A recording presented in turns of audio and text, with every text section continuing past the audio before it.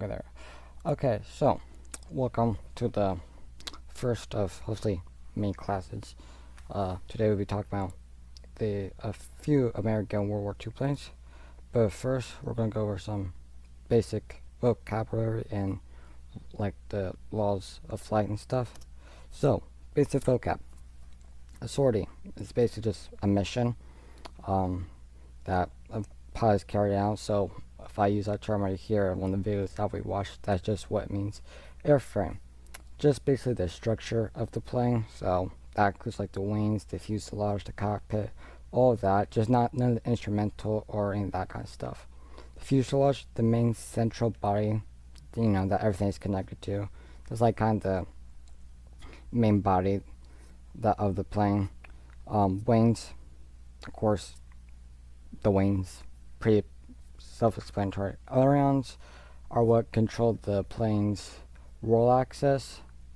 So they're able, what makes the plane be able to go in circles or like kind of help turn.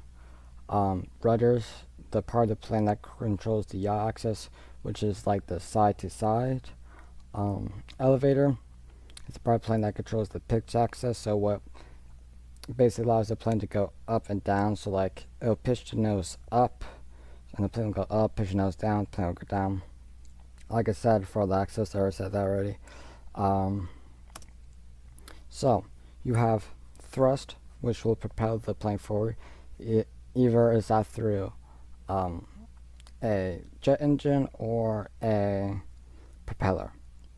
Same thing, just depends on how much thrust you get. Weight plus gravity. Honestly, gravity, of course, is going to be the same as like level flight. Of course, weight is going to level, like, pushes down. Then you have lift. Basically, what allows the plane to fly.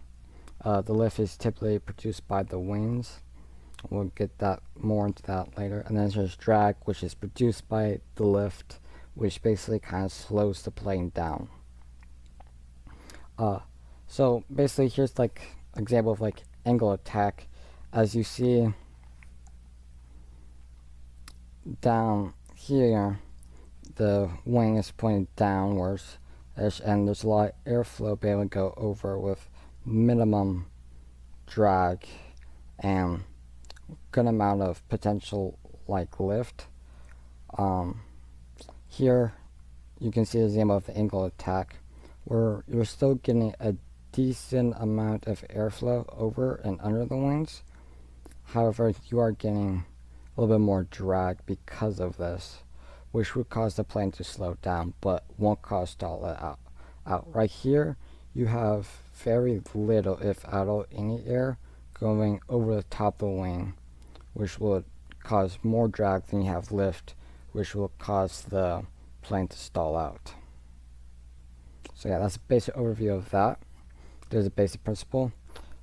First plane we're talking about today is the Brewster F2A Buffalo. The Buffalo was and slash is kind of considered one of the worst planes of World War II due to many factors such as the manufacturers themselves. The planes had to go up against, and the plane has to go up against largely like better planes like the Zeros, which were far more maneuverable and I think faster. And later on, they end up through later models compromising their turn rate, which was really the only thing that pilots liked about them, which caused them to become overweight. However, it did see great success with the Finnish Air Force.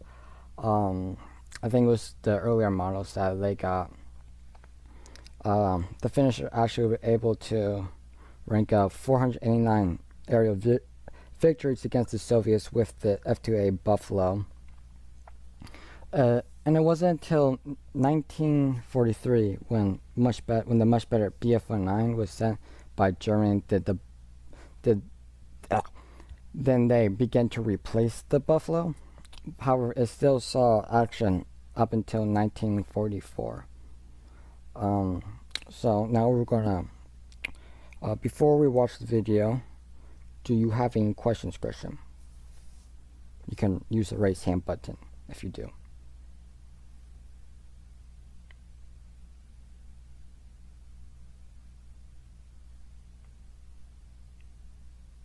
No, I don't have any questions. Oh, okay. Anyways, we shall continue. Let me just get the video.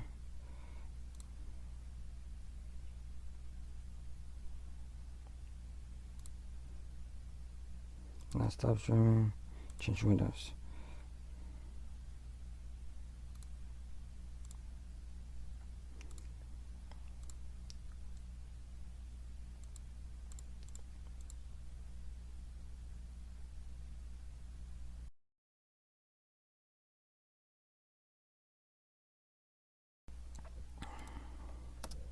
There's another picture of the finish one, and then here is one with this, because the finish were able to produce a lot of aces with the F2A Buffalo against the Soviets, and each of these tally mark is a confirmed aerial victory.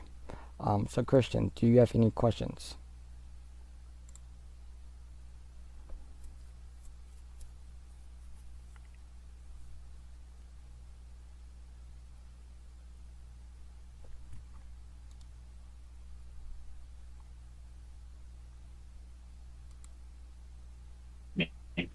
Oops, my mark was turned off. Okay.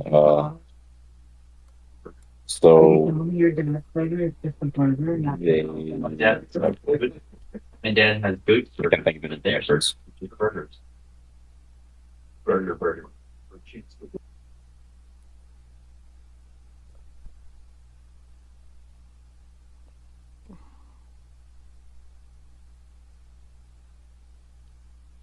You good, Christian?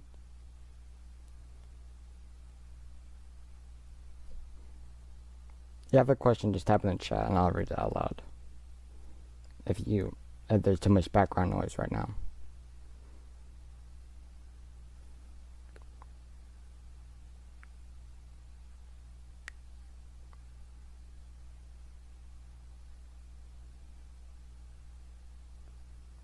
Thumbs up like you don't have no question, or thumbs up like okay, you're good.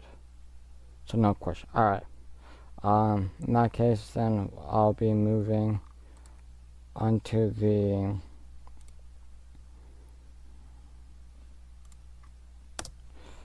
Grumman F6F Hellcat. It was produced by Northrop Grumman. Hellcat was made to replace their F4F Wildcat, which replaced the F2A Buffalo. We can cover the F4F Wildcat in a different lesson. But anyways, the Navy preferred the Hellcat over the F4U Corsair because it had better survivability, higher cockpit for better visibility. Hellcat was bigger, beefier, and it had a powerful engine, and it had a high altitude ceiling, which was useful because in a dogfight you always really want to have the altitude advantage over your enemy. It had self-sealing fuel tanks and an armored cockpit, which was sort of uncommon at this time, a little, not really though. It also had foldable wings for better storage, which the Navy loved for their carriers, because in carrier try and cram as many aircraft into as tight space as possible. So that's the overview. We're gonna watch a quick video on it. Well, we will now be moving over to the Curtiss P40 Warhawk. The P40 was in development and was made pre-World War II, so like interwar period. I did not see much action in like the European theaters, so like basically the bombing, the air raids against Berlin and around that time. Though it did see some action at the Battle of London, so the Air Battle of London. during those air raids, but really not many escorting missions. Because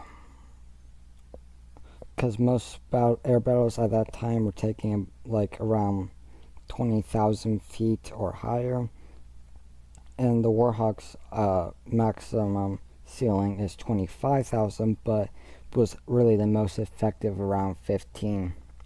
The Warhawk was made at a time where the brass, like the high-ranking people, thought that there would be just large bombers covered with guns flying at like high altitudes where fighters couldn't reach, and they thought fire escorts would be pointless at that time, which is not 100% true. They were still very much needed.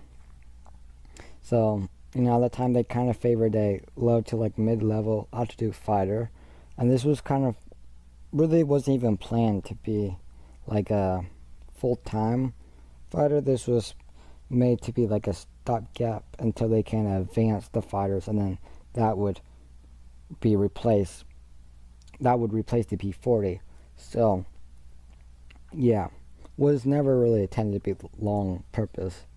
However, the Warhawk saw good success, actually great success, in the Pacific theater and the British Commonwealth. So like Africa, around the Middle East, the like colonies and places that the British still owned, because they were still a colonial power back then. They also was in the Eastern Front, not as much success as it did like the Commonwealth and Pacific, but still, it didn't do horribly. And around that area, actually, most battles were like, they weren't like these big air raids and stuff. They were mainly these like airstrikes and stuff, because like in the middle of the desert, it's not really there's not really big cities to like bomb. So really they're just targeting like outposts and like troop position stuff.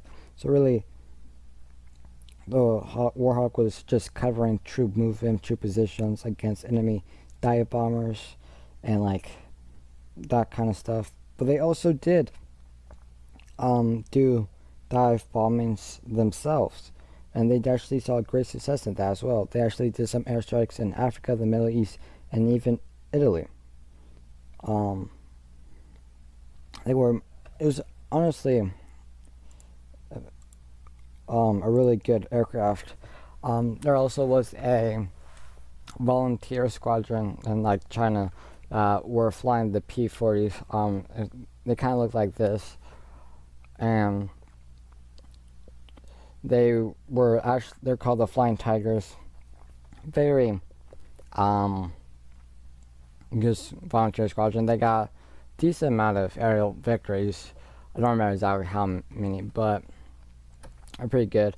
However, the Soviet P40s did have a few issues, like most vehicles in the Russian Eastern Front theater. When the winter came around, the engine kind of had pretty major issues. But once the spring came around and the engines got thawed out, they were better, and the P40s were changed a little bit to be better, to like sort of help with the cold. But they really strive in like the humidish environments and like warm environments of the like Africa and the Middle East and that area. That's where they really did their best. I'm gonna send you 2 videos that I would recommend you to watch if you want to learn more. But do you have any questions about the P40?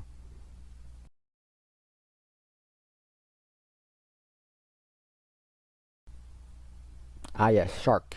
Yes indeed. Oh, why is there like a shark nose art? Well, for a few reasons. One, because it looks cool. But two,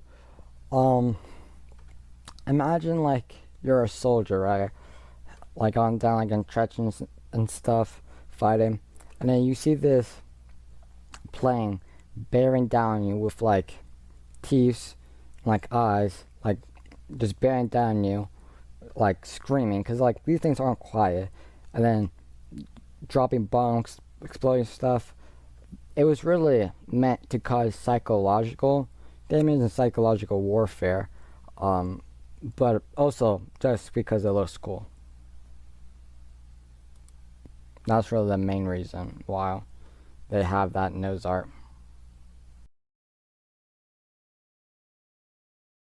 Are there... What do you mean? I don't... Where are you seeing this? I don't see no naked people. What? I mean... Yeah, where? Hold on.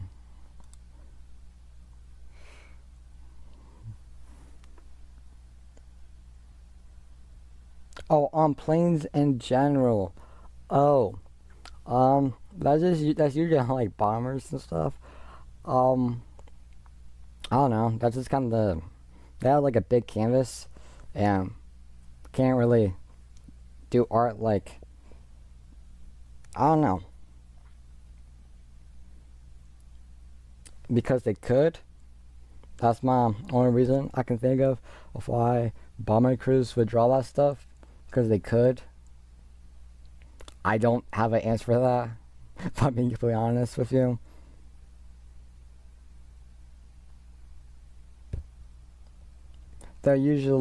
Their bombers were named like, had like female names, so they probably,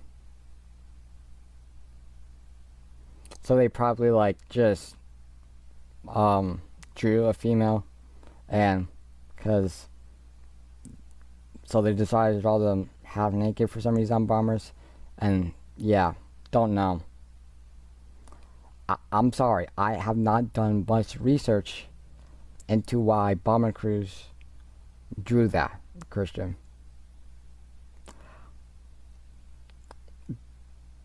Don't know? You want to come up and speak?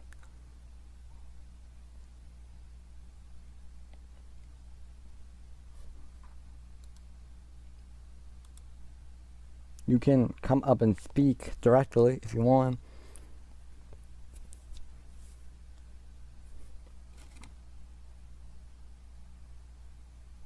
Oh.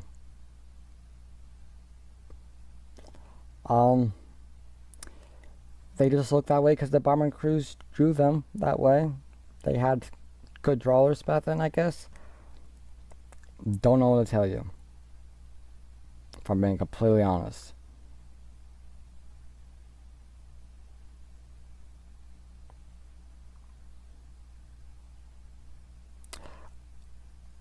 Okay.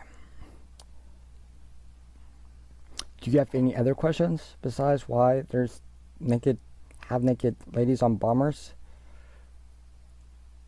Nope, that's your only question. Okay. Well,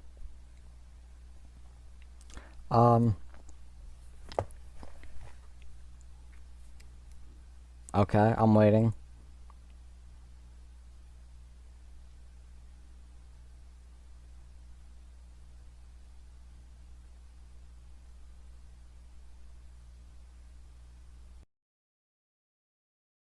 Why do I like planes so much? Uh, that was a good question. I would probably say because I've been surrounded by them like literally my whole life. Because I was born on Air Force Base in England, Lakenheath, and then moved to Florida.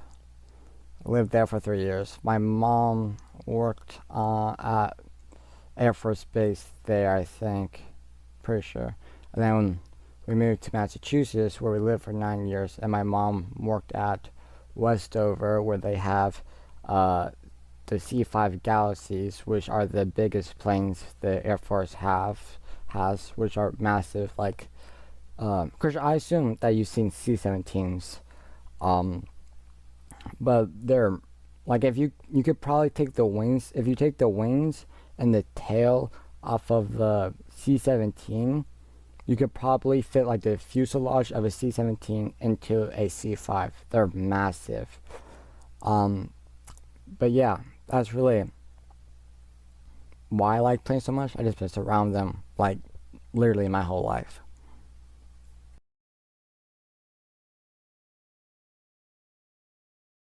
Why do the planes that I presented today matter? Well, first off, they're just like technological advancements, but they also help. Well, first they help win the war against the Axis, against the Germans, but they also like kind of paved the way into aviation. Like the lessons learned in these planes were used on the next planes, and the lesson learned in those planes will move on to the next, and just so on and so forth. Really, even the bad ones help us learn what not to do, and the good ones let us know what to do and what works. So that's really why they matter so much.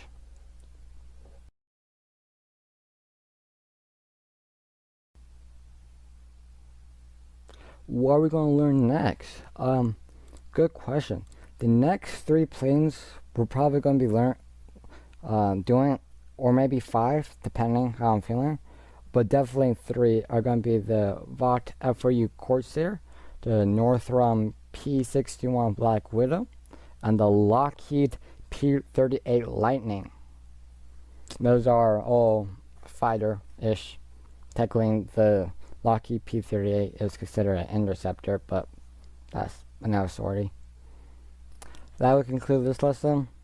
Probably do next lesson tomorrow. Maybe I have hockey, so maybe not. It just all depends. Probably Tuesday when the next lesson would be. So thank you for attending. Bye.